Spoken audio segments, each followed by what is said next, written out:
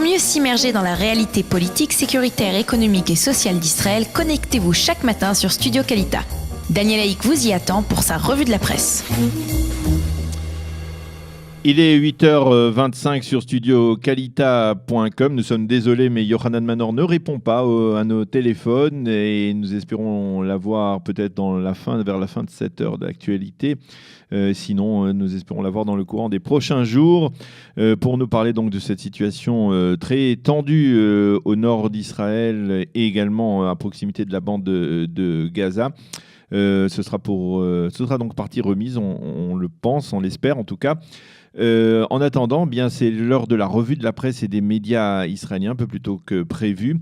Une revue de la presse que nous allons débuter avec une proposition particulièrement généreuse de l'État d'Israël et de Binyamin Netanyahou, qui a proposé l'aide de l'État hébreu à l'Iran et à l'Irak après le tremblement de terre qui a frappé ces deux pays il y a 2 jours.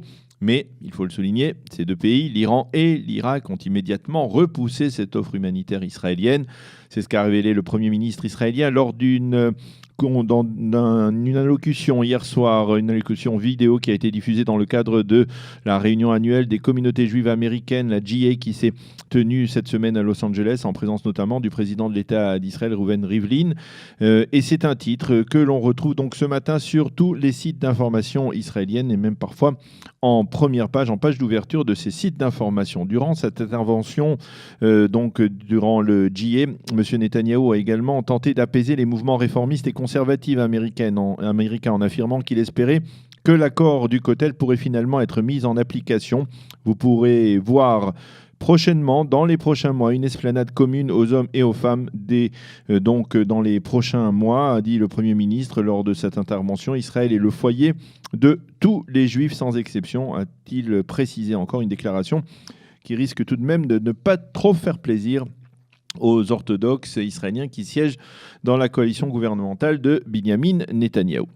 En page 4, ce matin, le Yediot Aharonot révèle la teneur de l'accord secret, apparemment, américano-russe sur un partage d'influence en Syrie. Et selon cet accord, dans un premier temps, les forces pro-iraniennes telles que le Hezbollah s'éloigneront à une distance de 5 km de la frontière israélo-syrienne. Et ce n'est que dans une seconde phase que les deux superpuissances envisageront de donner satisfaction à Israël, qui exige, on le sait, d'éloigner toute présence iranienne à au moins 40 km de cette frontière israélo-syrienne. Et puis s'il fallait une confirmation des intentions réelles des Russes en Syrie, celle-ci a été faite hier lors d'une intervention du chef de la diplomatie russe, Sergei Lavrov, en réponse indirecte aux sollicitations des Israéliens qui redoutent donc une présence iranienne de plus en plus intense en Syrie. Lavrov a affirmé que Moscou considérait une telle présence, une présence donc iranienne en Syrie, comme légitime.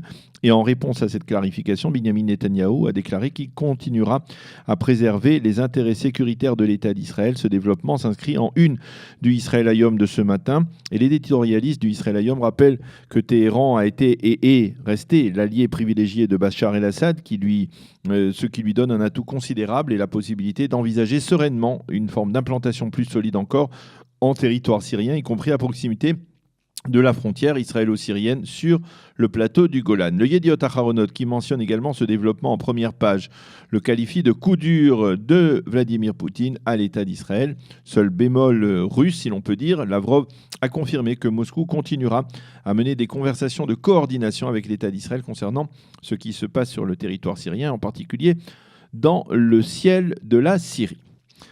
Les propos du président du Parti travailliste Avi Gabay sur la gauche israélienne qui aurait oublié ce que signifie d'être juif continuent à susciter de vifs débats d'idées en Israël et en particulier dans la presse israélienne de ce matin. C'est le cas dans le Haaretz. D'un côté, l'éditorialiste central du journal de la gauche israélienne fustige les déclarations d'Avi Gabay. Je cite, à propos d'oubli, soit Gabay a oublié qu'il était likoudnik lorsqu'il s'est présenté à la présidence du Parti travailliste, soit les électeurs travaillistes ont tout simplement oublié ce qu'être de gauche signifiait. Fin de citation. Mais dans un second éditorial, Ran Shimoni, toujours dans le Haaretz, s'en prend précisément aux électeurs traditionnels du Parti travailliste. Alors qu'Ehud Barak ou Yitzhak Herzog ne pouvaient virer à droite pour tenter de séduire un électorat plus centriste, Avi Gabay, lui, a le privilège de pouvoir tenter une telle démarche, car de telles déclarations ne lui sont pas étrangères. Voilà pourquoi Gabay a peut-être la possibilité de réussir là où ses prédécesseurs ont échoué, écrit ce matin Ran Shimoni dans le Haaretz. Et dans la presse israélienne,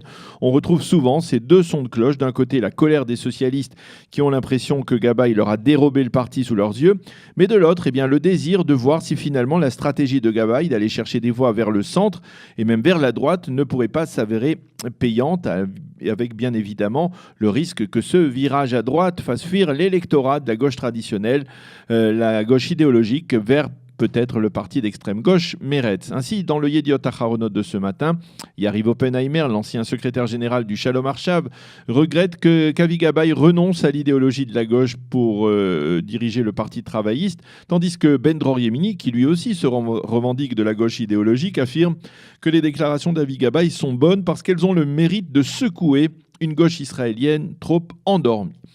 Les éditorialistes insistent également sur l'autre déclaration faite par Avi Gabay avant-hier soir à l'université de Be'er Sheva, selon laquelle il serait prêt à devenir le second de Yair Lapid si le parti travailliste devait obtenir moins de mandats que le parti de Lapid, Yesh Atid.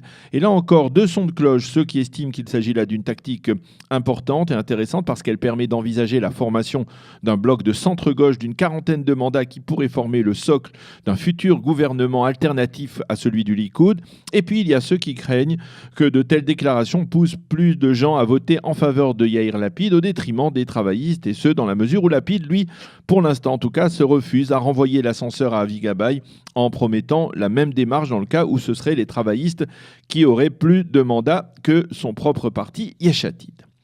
Revenons dans le Israël Hayom qui consacre ce matin presque la moitié de sa première page au Soudan et en particulier au rapprochement que ce pays musulman et même intégriste a enclenché au cours des derniers mois en direction de l'État d'Israël.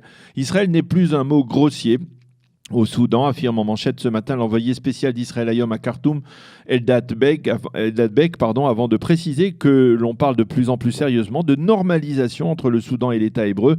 Chose encore inimaginable il y a 2 ans à peine. Dans son reportage dont l'intégralité sera publiée vendredi dans l'édition du Shabbat de Israël Hayom, Eldad Bek rappelle la proximité entre ce pays sous-développé et les mouvements terroristes palestiniens. Il rappelle les fameux 3 noms de Khartoum après la guerre des 6 jours qui symbolisaient le refus des nations arabes de faire la paix et de reconnaître l'État d'Israël. Or aujourd'hui, apparemment, selon Eldad Bek, les choses ont changé, les intérêts et le Soudan aspire à profiter du savoir et de l'expérience israélienne. Un reportage donc qui sera publié dans son intégralité vendredi dans le Israël Hayom. On se souvient en Israël de la série d'incendies criminels, ou non, cela n'a jamais été clairement déterminé, qui ont frappé l'État d'Israël il y a 1 an très exactement. Et bien ce matin, le Yediot Aharonot consacre une double page aux victimes de ces incendies, à ceux qui, à Haïfa et à Zichron Yaakov, avaient vu leur maison brûler sous leurs yeux sans pouvoir la sauver. Et bien ce matin, et c'est d'une certaine manière une bonne nouvelle, 1 an plus tard, 2 des familles touchées sont de retour dans une maison restaurée. C'est le cas en particulier de Rani et Eyal Golan, qui n'est pas le célèbre chanteur que vous connaissez bien. Donc Rani et Eyal Golan qui vont entrer aujourd'hui même à Zichron Yaakov dans leur nouvelle maison restaurée 1 an après l'incendie qui avait totalement détruit leur habitation et qui ne cache pas ce matin leur joie et leur émotion.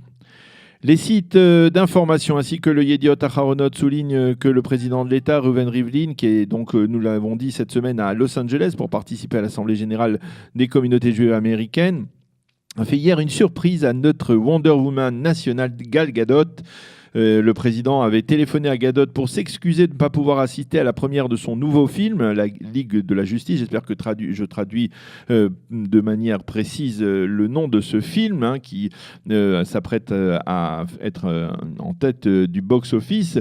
Donc c'est la première de ce nouveau film, La Ligue de la Justice, qui s'est tenue à Hollywood hier. Le président de l'État avait donc téléphoné à Gal Gadot pour dire qu'il ne pouvait pas participer à cette première. Justement parce qu'il devait prononcer son discours à la même heure devant les délégués juifs américains, mais immédiatement après, le président a tout de même décidé d'honorer Gal Gadot et il lui a fait la surprise de venir donc à la partie qu'elle a organisée, ou en tout cas qui a été organisée par les producteurs de ce film. Vous êtes la meilleure ambassadrice d'Israël au monde, lui a-t-il dit, Gal Gadot, qui était visiblement très heureuse d'accueillir le président de l'État d'Israël à cette partie à Hollywood. Voilà.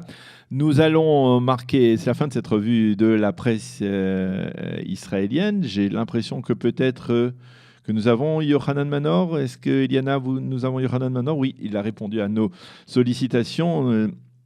Nous allons patienter un petit peu et nous espérons pouvoir parler à Yohanan Manor avec un petit peu de retard ce matin.